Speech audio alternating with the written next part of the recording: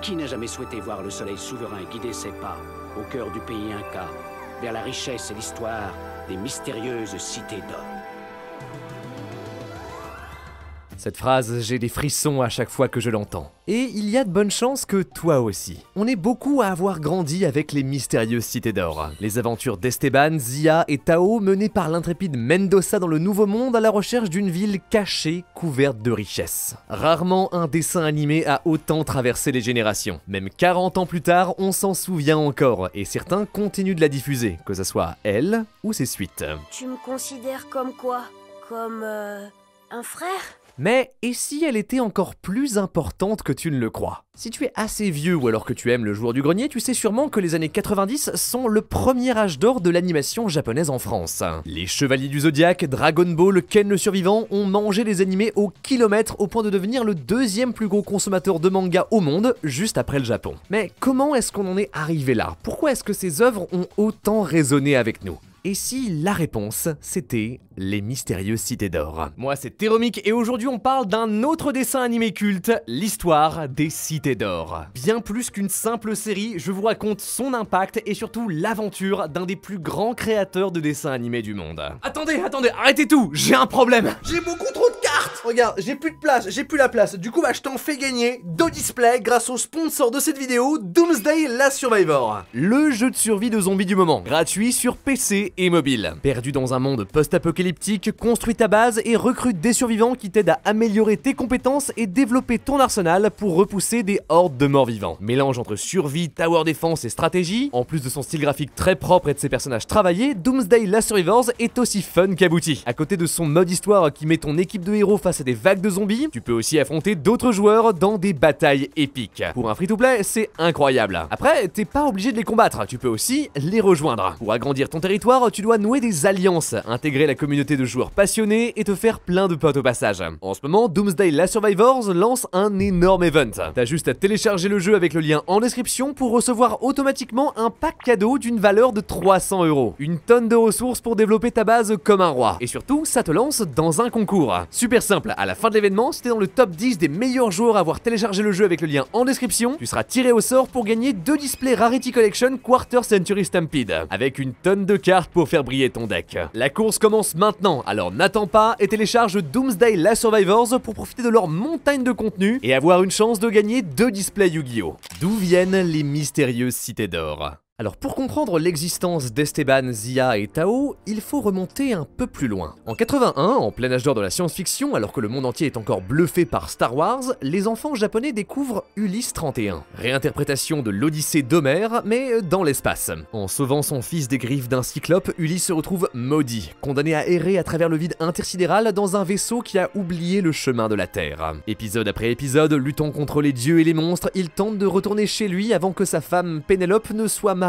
à quelqu'un d'autre. Acclamé pour sa grande qualité technique, ses personnages hauts en couleur et ses épisodes rythmés, la série cartonne et se place aux côtés des piliers de sa génération comme Albator et Capitaine Flamme. Mais là où elle se démarque, c'est qu'elle est française, enfin franco-japonaise précisément. Mais derrière elle, il y a un homme bien de chez nous. Je m'appelle Jean-Charles Opin, je suis né en France, grandi une partie en France et ensuite un peu partout dans le monde, au Japon, aux États-Unis. J'ai fait l'essence de ma carrière. Jean-Charles Opin a toujours été un passionné. Enfant, déjà, il passait son temps libre à lire et écrire des histoires. Amoureux du théâtre et de la littérature, il commence à travailler très jeune, notamment en vendant ses poèmes dans les cafés du coin. Une vie d'artiste qui ne paye pas beaucoup. Jean enchaîne les petits boulots, mais sans jamais abandonner son rêve. En 71, il a à peine 20 ans quand, grâce à quelques bonnes rencontres et un coup du destin, il achète un tout petit studio de films publicitaires. Il fonde alors l'entreprise DIC, que je dirais DIC, Diffusion Information Commerciale, qui lui ouvre les portes de la télévision. Jean enchaîne les petits contrats en apprenant sur le tas le management et la finance, jusqu'à ce qu'un jour, un de ses clients lui demande une pub en dessin animé. J'avais un principe à l'époque, c'est quand quelqu'un vous demande quelque chose, faut jamais dire non. On voudrais faire un dessin animé. Vous connaissez ça? Oui, je connais bien sûr. Sans se démonter, Jean retrouve un ami à lui, Bernard Dayries. Rencontré quand il avait 14 ans, l'homme enseigne aujourd'hui par miracle le dessin animé. Les deux décident de s'associer et démarrent une collaboration qui durera toute leur vie. Et j'ai dit, d'accord, on le fait, on va. Et on a commencé à faire un studio ensemble à Tours. Rapidement, Jean se fascine pour le dessin animé. Dans les années 70, c'est un milieu jeune, plein de potentiel, et en France encore très peu exploré. Bernard, son équipe et lui en produisent de plus en plus. D'abord de modestes publicités, puis des petits programmes jeunesse éducatifs. Le business prend et rapidement, DIC, basé à Tours puis à Paris, rassemble plus de 200 personnes, faisant de lui le plus gros studio de dessin animé de toute l'Europe. Mais ça ne suffit pas. Les petites productions jeunesse, c'est sympa, mais Jean Chalopin vise plus haut. Son rêve, c'est toujours d'écrire quelque chose de beau, de grand. Sauf que ça, actuellement, c'est compliqué. Avec les moyens qu'il a, une vraie série complète de 20-30 épisodes lui prendrait presque 3 ans. Absolument pas compétitif face au marché américain qui produit le même travail en à peine quelques mois. Il faut s'étendre. À la recherche de main-d'œuvre, Jean parcourt le monde. Il part d'abord à Taïwan où il obtient ses premiers contrats, mais la porte du succès est un peu plus loin. Et là, je suis tombé amoureux du Japon. La qualité de toutes les choses faites, la propreté, la culture, l'engagement que les gens par rapport au travail prennent, c'est quelque chose d'absolument extraordinaire. Dans l'équipe de Jean Chalopin, il y avait René Borg. Connu pour avoir travaillé sur les Shadok, alors référence très obscure, mais moi quand j'étais gamin j'adorais ça, il est un des premiers animateurs européens à avoir fait le pas vers le Japon. À l'époque où le grand public considérait encore avec dédain tout ce qui venait de là-bas comme des japonaiseries, René admirait la qualité de leur production et l'efficacité de leur travail. Il avait même collaboré quelques années auparavant avec le studio Aiken pour produire Oum le Dauphin. 52 épisodes, la première série d'animation franco-japonaise. Poussé par René, Jean Chalopin débarque au Japon et s'associe rapidement avec le studio TMS. Entre les équipes, le courant passe bien. L'échange de savoir entre les scénaristes français et les animateurs japonais amène une touche de fraîcheur dans les productions du studio, qui culmine avec Ulysse 31. Vivant, vous êtes vivant. La boucle est bouclée, et si aux États-Unis et au Japon la série ne fonctionne que correctement mais sans plus, en France c'est un carton. Épisode indépendant avec une animation de qualité et un fond culturel, l'Odyssée, la série est parfaite pour les chaînes jeunesse. Ulysse s'impose rapidement dans la culture populaire et propulse Jean Chalopin, Bernard et DIC sur la scène internationale. Mais surtout, elle attire l'attention de la NHK, la plus grande chaîne de télé japonaise. La baleine blanche, le Graal, l'objectif de tous ceux voulant se faire un nom. À l'époque, la chaîne voit encore d'un mauvais œil le dessin animé, mais l'exotisme et le caractère culturel d'Ulysse 31 parlent beaucoup à un certain Mitsuru Kaneko. Avec Jean et son équipe, ils unissent leurs forces pour proposer une série digne de la NHK. 39 épisodes de 28 minutes, la culmination de toutes ces années d'efforts, de contacts et de travail acharné, les mystérieuses cités d'or.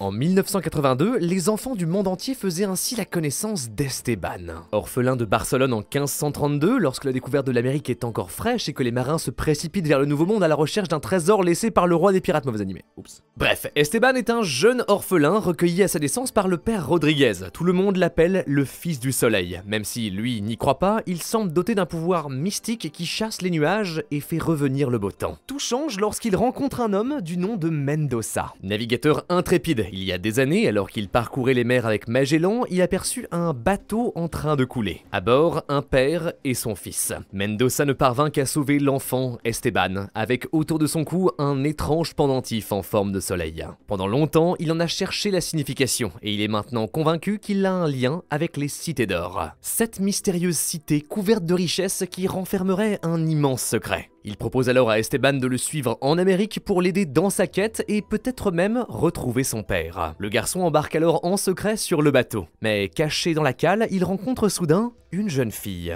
Zia, l'héritière d'un prêtre inca, elle a été capturée par le conquistador Pizarro lorsque son village a été attaqué. Élevée en Espagne, elle porte autour du cou le même médaillon qu'Esteban. Mendoza l'a ainsi enlevée à son tour pour la ramener sur son pays natal et trouver les cités d'or. Malheureusement, les enfants sont découverts par le capitaine Gaspard, conquistador sans scrupules, et le seigneur Gomez, chargé par la couronne de retrouver les cités d'or pour s'en accaparer les richesses. Grâce à Mendoza, ils parviennent néanmoins à rester à bord et voguent jusqu'en Amérique. Sauf que après une altercation, le bateau fait naufrage, et pendant que le seigneur et le capitaine prennent la fuite en ne pensant qu'à eux, Mendoza plonge à la rescousse d'Esteban et Zia. Les trois finissent seuls sur une épave à la dérive avec Pedro et Sancho, deux marins surtout là pour faire des blagues.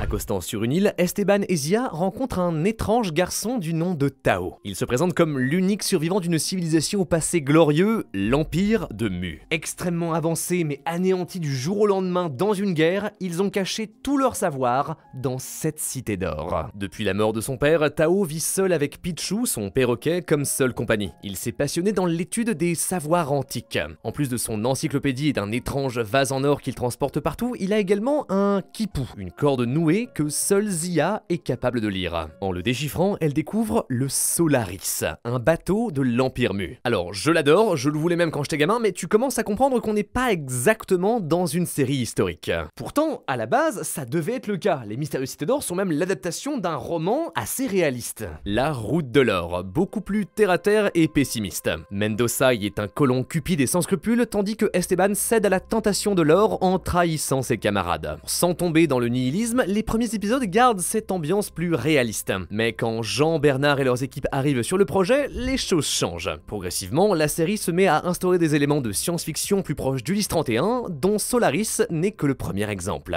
C'est cool, mais du coup, les Cités d'Or perdent leur côté un peu culturel et historique, ce qui en France les rend un peu plus compliqués à vendre. Vraiment, on suppliait à genoux les chaînes de télévision françaises de le prendre. Personne n'y croyait, hein. C'était absolument étonnant. Et ça a été un des plus gros succès qu'on a pu connaître. Une série qui mêle histoire et SF avec des épisodes qui se suivent, du coup que tu peux pas diffuser dans l'ordre que tu veux, ça fait peur à tout le monde. Finalement, c'est Antenne 2 qui l'achète pour un prix dérisoire en demandant d'ajouter des petits documentaires à chaque fin d'épisode pour conserver l'aspect éducatif de la série. Bref, retour à l'histoire, à bord du Solaris, les héros remontent la cordillère des Andes par la mer avant de se faire attaquer par Gaspard et Gomez. Cette fois avec leur maître, Pissarro en personne, qui tente de forcer Zia à déchiffrer un quipu qui donnerait un indice sur les Cités d'Or. Heureusement, les héros parviennent à s'échapper en faisant exploser le Solaris pour mettre Pissarro et son armée en déroute. Les héros se mettent alors en marche vers le village de Zia, les Espagnols à leur trousse. Ils sont recueillis par une tribu Inca qui les amène jusqu'à la cité du Vieux Pic où leur chef leur explique que les médaillons qu'Esteban et Zia ont autour du cou sont en réalité les clés des portes des Cités d'Or. Au même moment, Esteban rencontre un vieil homme qui lui raconte la vérité sur son père. Lui aussi un explorateur, il serait tombé amoureux d'une prêtresse Inca. Ensemble, ils eurent un enfant, ce qui apporta la fureur du dieu soleil. La prêtresse fut sacrifiée et le père renvoyé à la mer avec l'enfant. Dans ces derniers mots, il aurait dit que à l'endroit où le soleil et l'étoile la plus brillante se croisent dans le ciel, renaîtrait le blason sacré du soleil.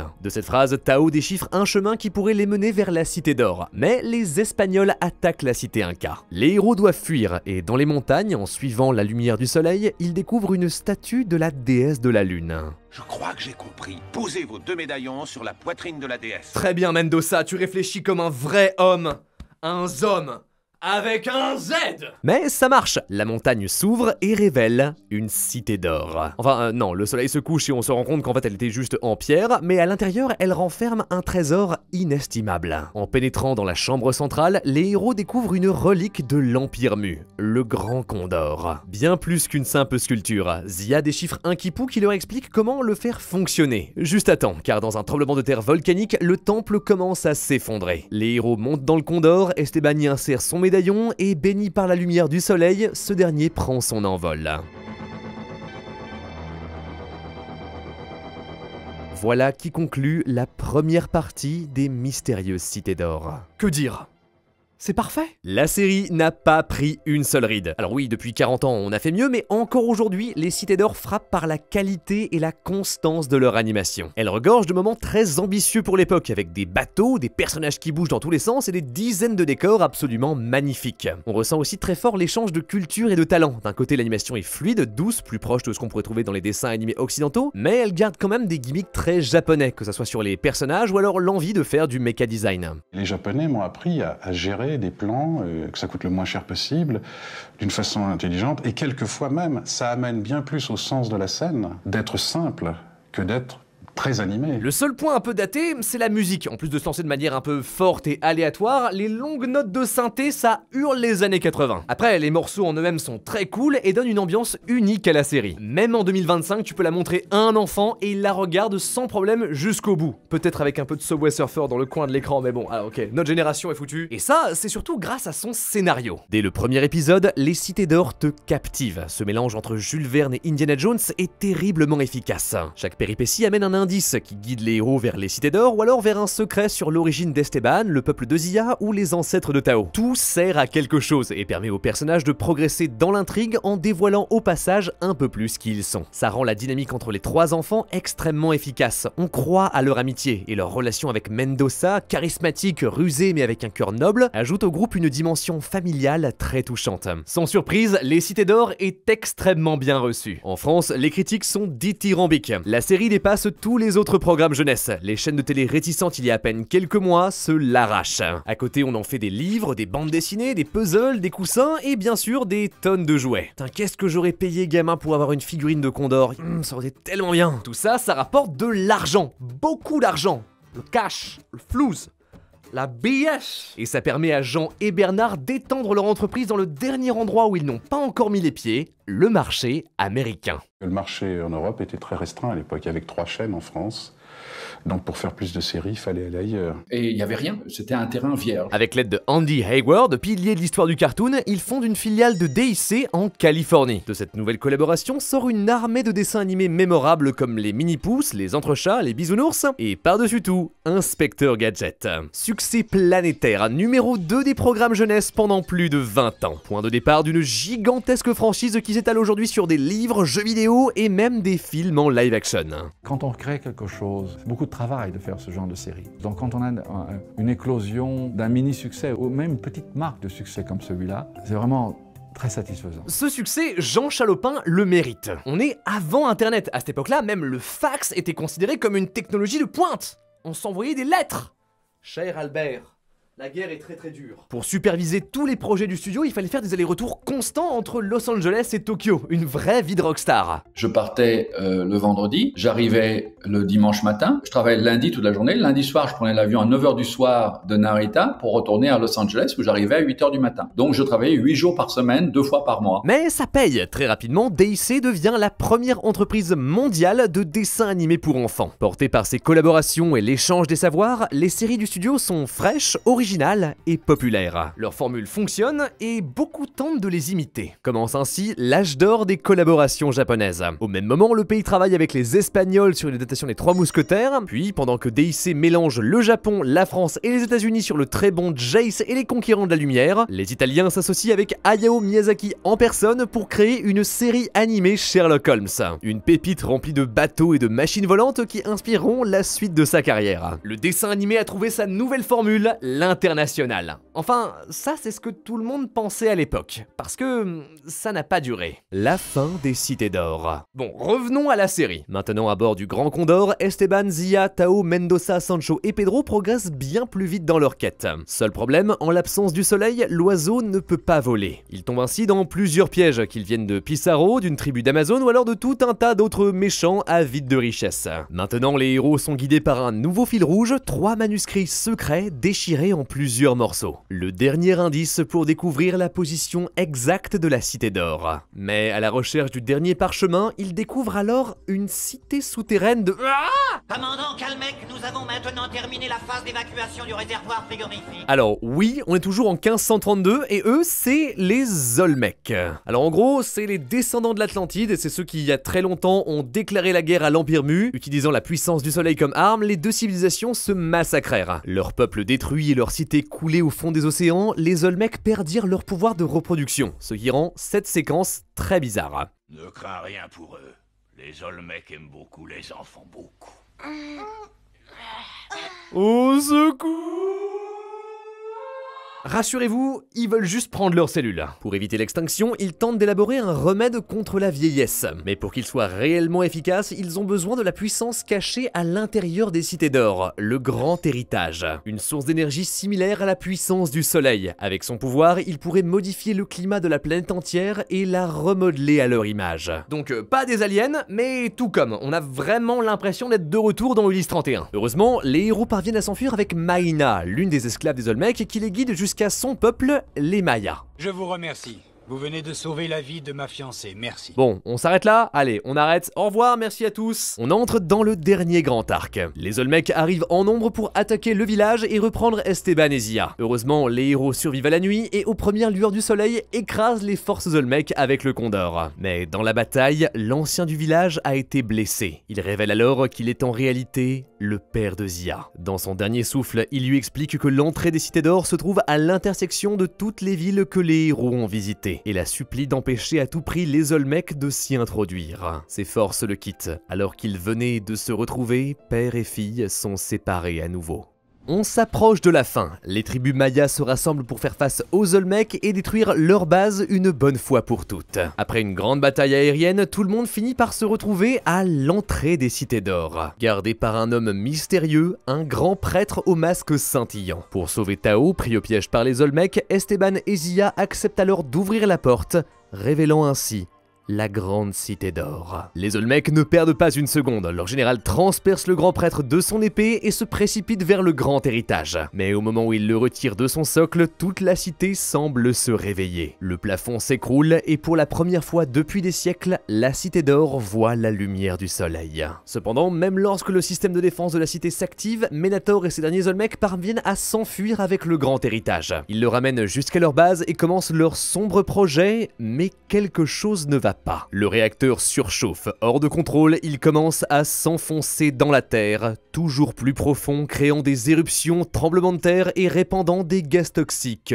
partout. La seule chose qui peut l'arrêter, c'est le vase de Tao. Celui qu'il trimballe depuis le tout début de l'aventure. En réalité, c'est une clé qui force l'arrêt du réacteur. Mais hasard de dingue! Le grand prêtre part alors seul dans le cratère pour l'insérer et arrêter la catastrophe. Cependant, au même moment, Mendoza apprend que cet homme n'est pas le grand prêtre. C'est en réalité un voyageur, lui aussi à la recherche des Cités d'Or, qui a pris sa place dans l'espoir que, un jour, son enfant qu'il avait dû abandonner en mer le retrouverait. Sais-tu qui t'a appelé Esteban? C'est vraiment un très joli nom, tu sais, fils du soleil. Sans le savoir, Esteban vient de dire adieu à son père, qui verse une simple larme avant d'accomplir sa destinée.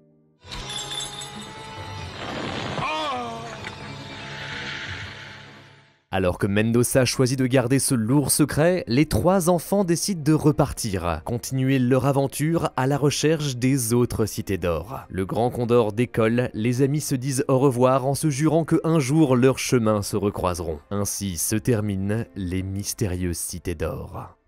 Si la première partie était un sans faute, la seconde est un peu plus compliquée. Alors ça reste toujours très bien, mais on sent que l'histoire a un peu plus de mal. Elle s'enlise dans des arcs narratifs plus faibles et surtout, elle abandonne l'idée principale de la série, les Cités d'Or, il y en a 7. Mais je sais aussi qu'un grave danger s'approche des 7 Cités d'Or. Et pour sauver le monde, toutes les villes doivent s'associer pour combattre cette menace, et il faut faire vite. Gamin, ça m'a toujours perturbé. En plus de cette grande prophétie qui ne revient jamais, on ne voit qu'une seule ville. On sait pas s'ils avaient prévu d'explorer les 7 avant de se rendre compte que c'était juste pas faisable, ou alors s'ils se laissaient juste la porte ouverte pour une suite, mais c'est bizarre. Après bon, ça encore c'est du détail, mais paradoxalement, le vrai souci, c'est le Condor. Un des plaisirs des Cités d'Or, c'est le voyage. Au début, les péripéties s'enchaînent de manière fluide avec chaque aventure amenant la suivante dans un tout cohérent. Mais du coup, même si le Grand Condor est très cool, il rend le voyage trop facile. Maintenant, les héros peuvent juste voler jusqu'à leur destination. Soudainement, leurs aventures ne deviennent plus des péripéties, mais des détours, uniquement là pour ralentir leur voyage. Et quand finalement la cité, ils la trouvent, il se passe pas grand chose. J'ai un gros problème avec les Olmecs. Ils sortent de nulle part, on les vend comme un peuple ultra avancé, mais pourtant ils se battent avec des petites dagues, et surtout, ils se détruisent tout seuls. Pendant tout le climax, Esteban, Zia et Tao sont passifs. La Cité d'Or se défend toute seule, et c'est le prêtre qui, tout seul, se sacrifie pour sauver le monde. Les héros sont juste spectateurs. Esteban n'évolue pas, il ne se rend même pas compte que son père est mort pour le protéger. Du coup, quand la série se termine, on reste sur notre fin. Mais justement, on était censé avoir une suite, sauf que elle ne vient pas. Ça s'est pas fait à cause de la mauvaise audience japonaise. Le dessin animé, c'est quelque chose qui est très long à produire. Le temps que tout ça fonctionne, soit diffusé et se révèle un succès, on était déjà sur les mini-pousses, sur Inspecteur Gadget. Comme l'explique Bernard, à la fin des années 80 et début 90, l'industrie de l'animation a beaucoup changé. Ça s'explique par plusieurs facteurs. En France, on avait la guerre du Golfe qui fait qu'il y avait moins d'argent pour l'art, et tandis qu'au Japon, on a eu l'éclatement de la bulle spéculative qui a créé une grosse crise économique et qui a renfermé le pays sur lui-même. Et ça, les productions franco-japonaises en font les frais. On a bien le modeste Cubitus en 88, mais après, plus grand chose. Faute de financement, Jean Chalopin se retourne surtout sur le marché américain. En 86, il revend la filiale de DIC tout en conservant les droits de ses séries et fonde C&D. Il crée toujours quelques dessins animés, mais va surtout vendre les droits de ses séries comme Les Cités d'Or aux différentes émissions françaises telles que le Club Dorothée. Là-bas, il travaille sur sa dernière vraie série, Les Jumeaux du bout du monde. Collaboration franco-australienne qui raconte l'histoire de Jules et Julie, deux enfants liés par le destin qui doivent amener la paix dans l'Empire chinois. Un vrai mélange culturel très personnel pour Jean Chalopin. Et même si la production est plus modeste, la série propose quand même quelque chose d'original. C'était quelque chose qui sortait de la tête. Aujourd'hui, pratiquement plus. C'est du merchandising, des jouets. Et moi, je trouve que prendre des risques, c'est ce qui permet de faire de la création. On ne peut faire des choses nouvelles que si on prend un risque. Mais plus personne ne prend de risque. À côté de ça, toujours avec Bernard Derriès, il lance un projet fou, Planète Magique. Oui, un parc d'attractions, en plein Paris. Les Cités d'Or, Ulysse 31, Inspecteur Gadget, tous ces univers rassemblés au même endroit. 200 millions de francs investis, pensés comme le rival de Disneyland. Cependant, dès l'ouverture, les problèmes s'accumulent. Les attractions, reposant sur des technologies encore expérimentales, ne marchent pas. Et pour des problèmes de droit, les références aux dessins animés sont réduites au minimum. Au bout de quelques jours, le parc ferme et tombe dans les méandres de l'histoire. Progressivement, Jean Chalopin s'éloigne du monde de la création jusqu'à se détacher complètement de son entreprise. J'ai vendu et j'ai commencé à faire ce qu'on appelle vivre. Parce que le gros problème de ce métier, c'est que c'est un métier qu'on ne fait pas à moitié. Après avoir été pendant un temps le plus gros producteur de dessins animés au monde, il décide enfin de se concentrer sur lui. Pendant les années 2000, il part en Suisse avec sa famille avant de devenir CEO d'une banque. Je suis rentré dedans et j'ai découvert quelque chose de drôle, c'est qu'en fait la créativité, elle peut se mettre où on veut. En vrai, pas un mauvais destin pour finir cette vie d'aventurier. Mais du coup, qu'est-ce qu'on fait des Cités d'Or? Les nouvelles Cités d'Or. Malgré le succès de la série, pendant très longtemps, rien. La seule chose qui s'approchait de la licence, c'était un manga qui reprend la trame de la série et un film. Sorti en 2006, directement en DVD, produit sans autorisation par un studio au rabais qui officiellement il se veut être une adaptation plus fidèle du livre de base, mais officieusement c'est juste là pour surfer en douce sur la hype de la série, et ça se voit. Non, restons pas là! Bande de lâches!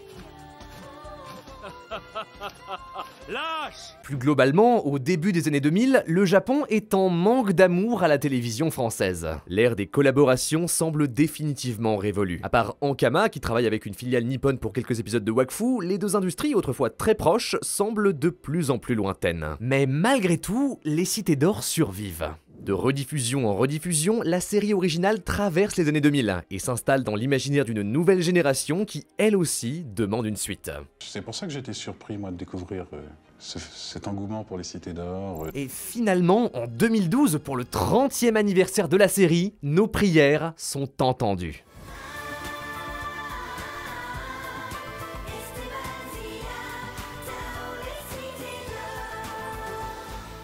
Trois saisons de 26 épisodes, une suite directe à la fin de la première. Alors bien sûr, les voix ne sont plus les mêmes, l'animation est passée à la 3D, même si elle reste très belle et expressive, l'équipe derrière est complètement différente, mais la promesse reste la même, découvrir les 6 autres Cités d'Or. Un peu après la fin de la série, Esteban, Tao et Zia retournent à Barcelone chercher Mendoza. Ils ont en fait besoin de son expertise de navigateur pour déchiffrer une étrange carte qui pourrait les mener jusqu'aux autres Cités d'Or. Cependant, ce dernier est en prison, enfermé par l'énigmatique Zares, un nouveau méchant à la recherche du pouvoir des Cités d'Or. Les héros libèrent Mendoza et puis, se cachant pour la nuit, le navigateur avoue finalement à Esteban que le grand prêtre était son père. Voilà, la première fin c'est poubelle, complètement annulée, l'aventure peut reprendre. Les héros embarquent à bord du Condor et suivent la carte qui les amène en Chine. Au revoir l'Amérique du Sud, on est parti pour explorer le monde entier. En chemin, ils rencontrent Ambrosius, un alchimiste français très sympathique qui voyage dans un gigantesque bateau volant. Il a avec lui une boussole mystérieuse en oricalque, un métal mystérieux capable d'emmagasiner l'énergie pour faire tout et n'importe quoi. En gros, c'est la nouvelle excuse pour expliquer la présence d'engins volants comme le Condor. Vous voulez dire que le Condor n'est pas en or. Bref, on va pas tout résumer en détail, mais les héros découvrent indice sur indice. Pourchassés par Zarès, ils parcourent la Chine dans une série de péripéties assez inutiles. C'est le gros défaut de cette saison 2.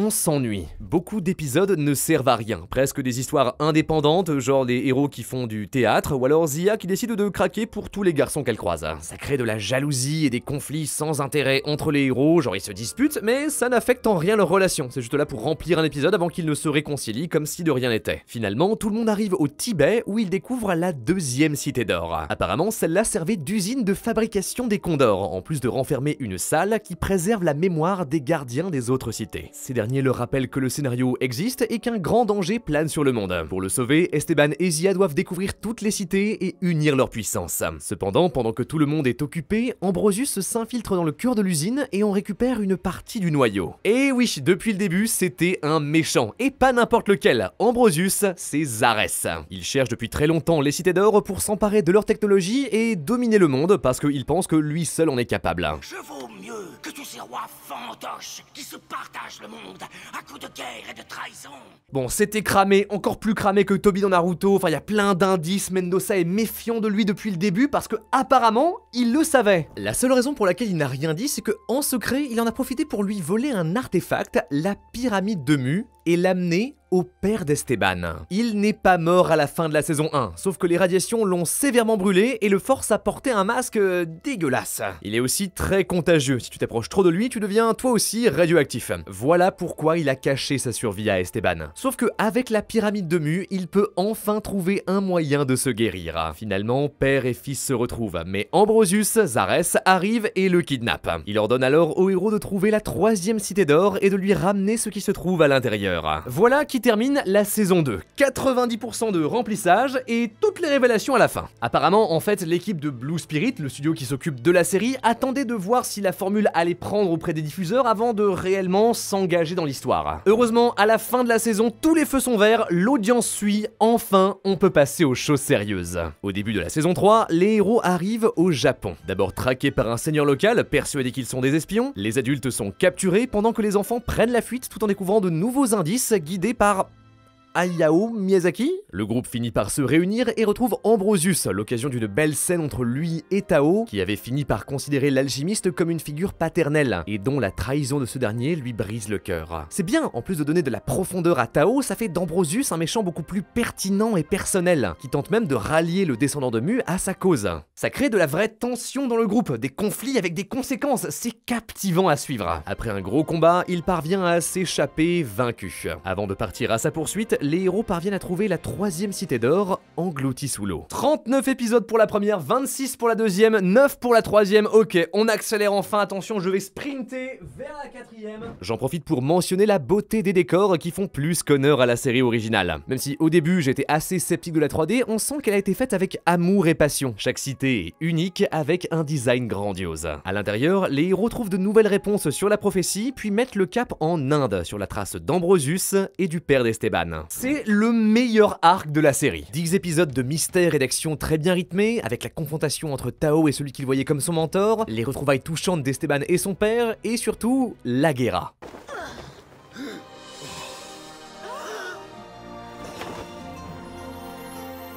Je suis sa fille. Alors c'est la fille de ce mec, un méchant de la saison 1. On apprend que Ambrosius, le père d'Esteban et lui, étaient 3 alchimistes d'un ordre secret à la recherche des cités d'or. Il a cependant été banni de l'ordre parce qu'il espionnait pour les Espagnols, mais avant de partir, il a laissé sa fille à Ambrosius, qui en a fait son bras droit. D'abord une ennemie des héros, la guerra finit par se prendre d'affection pour les enfants et pour Mendoza. En même temps, qu'est-ce qu'il est beau, oh là là. L'occasion de voir un côté plus humain, moins parfait du navigateur, qui doute et qui montre un peu ses sentiments envers une antagoniste torturée entre sa loyauté et son amour. Ça aurait pu être cringe et maladroit, mais en vrai, c'est très bien. Toujours sur les traces d'Ambrosius, les héros partent au Moyen-Orient. Ils suivent une série d'indices qui les mènent jusqu'à la 4e cité d'or, enfouie au milieu du désert. À l'intérieur, ils trouvent un double médaillon appartenant à la dernière princesse de Mu. Artefact très précieux, capable d'ouvrir toutes les autres cités. Cependant, dans un final épique, Ambrosius le dérobe et part vers l'Afrique. Nos héros, toujours à ses trousses. C'est la 4e et dernière saison. La grande course-poursuite face à un méchant avec toujours un coup d'avance et qui a maintenant tout ce qu'il lui faut pour s'emparer du pouvoir des cités d'or. En plus, on découvre qu'il n'est pas tout seul. Par la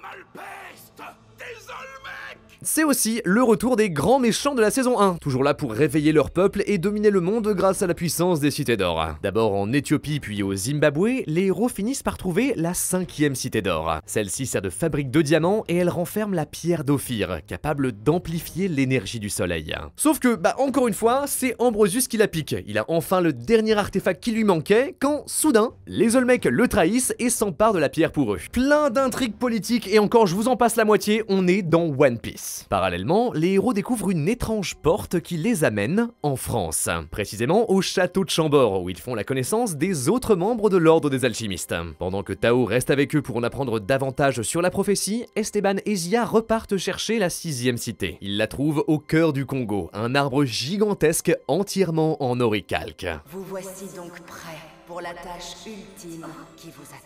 On apprend alors que la guerre entre Mu et l'Atlantide, les Olmecs, a été si terrible qu'elle a modifié la rotation de la Terre, mettant sur sa trajectoire une gigantesque météorite. Voilà le cataclysme dont parlait la prophétie. Surtout, grand twist, il n'y a pas de 7e cité d'or. C'est aux héros de la construire. Avec tout le savoir et les amis qu'ils ont accumulés au cours de leur périple, ils doivent bâtir une cité bouclier qui protégera la Terre de la catastrophe. Pour le dernier arc de la série, pendant que Mendoza et Laguerra partent régler définitivement leur compte aux Olmecs et récupérer la pierre d'Ophir, les héros retournent à Chambord. Les découvertes de Tao et les artefacts des précédentes cités leur permettent de recouvrir entièrement le château français par de l'oricalque. Unis par cette quête commune, tous les personnages de la saison, gentils comme méchants, s'unissent pour terminer la cité à temps. Aussi, bon allez, le moment que tout le monde attend, je vous le donne.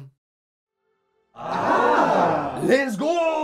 Ils ont 15 ans, allez. Par contre, Mendoza, il baise. Aucun doute possible, regardez-moi ce plan. Et là, ça, c'est le visage d'un homme heureux. Le dernier souci à régler, c'est Ambrosius. Après s'être fait discret, il revient en tant que boss final. Lui, la fin du monde, il s'en fiche, il veut juste le pouvoir des cités d'or, même si ça veut dire sacrifier l'humanité tout entière. Surboosté, plus personne ne peut le vaincre, c'est l'heure du combat final. Ah bah non. Bon bah, ok, c'est la fin d'Ambrosius, qui est battu, comme... Bon, il faut boucler la série. Bref, les héros finissent juste à temps la 7e cité d'or, l'astéroïde approche, mais une tempête bloque le soleil. Privé de ses rayons, le bouclier perd sa puissance. Alors, dans une ultime prière, Esteban utilise une dernière fois son pouvoir et chasse les nuages. Le rayon part de la cité et détruit la comète. La Terre est sauvée. Cependant, il reste encore à savoir qui va hériter de la puissance de Mu, celle que tant de gens se sont arrachés depuis des siècles. Heureusement, en combinant leur médaillon avec celui trouvé dans la 4e cité, Esteban et Zia sont transportés dans un endroit mystérieux. Un espace caché de tous qui renferme les 7 cités d'or au même endroit. Ils décident ainsi d'en devenir les nouveaux gardiens. Pendant que Tao, Mendoza, Laguerra et tous les autres partent explorer le monde, s'assurer que le savoir de Mu ne tombe jamais entre de mauvaises mains, les 2 enfants du soleil repartent veiller sur les cités qui leur ont offert tant de rêves et d'aventures. Voilà la vraie fin des mystérieuses cités d'or. C'était très bien, mais en même temps, différent. On sent que depuis la première série, 30 ans ont passé, déjà sur le côté technique bien sûr, mais surtout sur le traitement des personnages. Il y a par exemple une vraie volonté de mettre Zia beaucoup plus en avant. Souvent considérée comme inutile dans la saison 1, là elle est presque plus l'héroïne qu'Esteban. À partir de la saison 3, elle commence carrément à avoir ses propres pouvoirs. Sauf que là, ça va bien plus loin que juste commander au soleil. Maintenant, en plus de parler aux animaux, elle peut faire bouger des objets par la pensée, voler dans les airs, voir le futur, une vraie Super Saiyan. A l'inverse, on a rendu Esteban beaucoup moins courageux, toujours incertain et parfois même un peu stupide. Hors de question! J'ai déjà failli me noyer une fois aujourd'hui, ça me suffit! Alors sur le papier, pourquoi pas? C'est intéressant de proposer une lecture plus actuelle. Mais en vrai, pour moi, je trouve que Esteban et Zia, ils ont toujours un peu été égaux. Même dans la série originale, j'avais pas vraiment l'impression que Zia était tant en retrait que ça. Enfin, de toute façon, c'était Mendoza qui faisait tout. Les 2 enfants étaient presque comme 2 faces d'un même personnage, et c'est ce qui faisait leur complicité et leur charme. C'est pas mauvais, c'est pas parfait non plus, mais c'est différent. Plus globalement, on sent que la première et la 2e partie ne forment pas un tout cohérent. Les Cités d'Or était une histoire originale, un projet ambitieux, fruit d'un échange de talents entre la France et le Japon. Sa suite, elle, est un projet local reprise par une autre équipe pour surfer sur une licence populaire. Après, ça reste une super série et qui, malgré ses différences, a réussi à comprendre le message fondamental des Cités d'Or. En réunissant tout le monde, la fin de la saison 4 nous montre le côté très humaniste de son histoire. Peu importe où ils vont, les héros croisent des gens cupides, vicieux, mais aussi des personnes nobles et honnêtes. La vertu est universelle, nous sommes tous égaux et nous faisons tous les mêmes choix. C'est seulement en travaillant ensemble, peu importe nos origines, que nous pourrons accomplir de grandes choses, réparer les erreurs du passé et construire un meilleur avenir. Écrire un livre, c'est un travail solitaire. Écrire pour la télévision, écrire pour le cinéma, c'est pas un travail solitaire.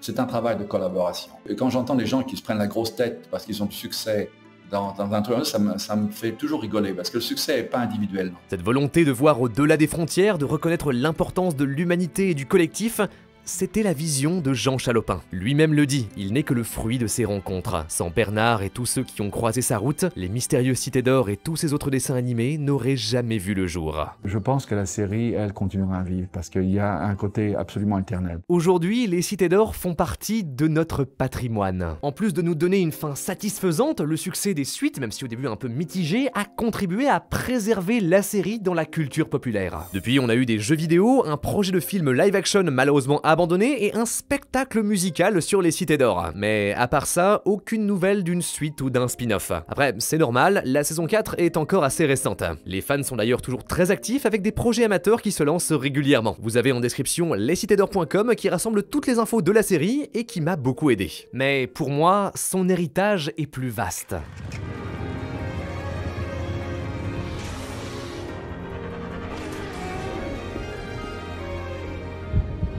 Wakfu, Obanster Racer, Radiant, même s'ils prennent des formes différentes, les liens créatifs entre la France et le Japon existent toujours. Globalement, on voit de plus en plus le marché de l'animation s'ouvrir au monde entier. Que ça soit des studios italiens collaborant avec des japonais sur une des suites de Lupin 3, des américains reprenant les codes japonais sur Ruby ou Avatar, ou alors des animateurs français comme Dorian Coulon ou Vincent Chansard, qui travaillent sur des animés comme Jujutsu Kaisen ou l'Attaque des Titans. Dans quelques mois sort A New Dawn, film d'un certain Yoshitoshi Shinomiya, coproduction franco-japonaise qui, comme son nom l'indique, annonce peut-être le début d'un nouveau jour pour la collaboration artistique entre nos deux pays. Il y a maintenant plein de jeunes qui aiment beaucoup l'animation japonaise. Peut-être grâce à ça aussi un peu, c'est réussi à faire passer. D'une certaine manière, Jean Chalopin et Bernard Derriès étaient des pionniers. Avec Ulysse 31 et les Cités d'Or, ils ont amené les codes de l'animation japonaise en France, et en préparant nos imaginaires, ils ont ouvert la voie aux générations suivantes. J'ai souvent échoué parce que j'étais trop en avance sur le progrès, et il faut être juste un petit peu en avance, pas trop en avance. Si on est trop en avance, personne ne comprend. Les mystérieuses cités d'or sont à la fois un hommage à ce qui a été et un signe de tout ce qu'il est encore possible de faire. La preuve que l'animation est universelle et que les œuvres faites avec passion et amour sont capables de traverser le temps. J'ai trouvé qu'on avait une grande similitude dans le récit.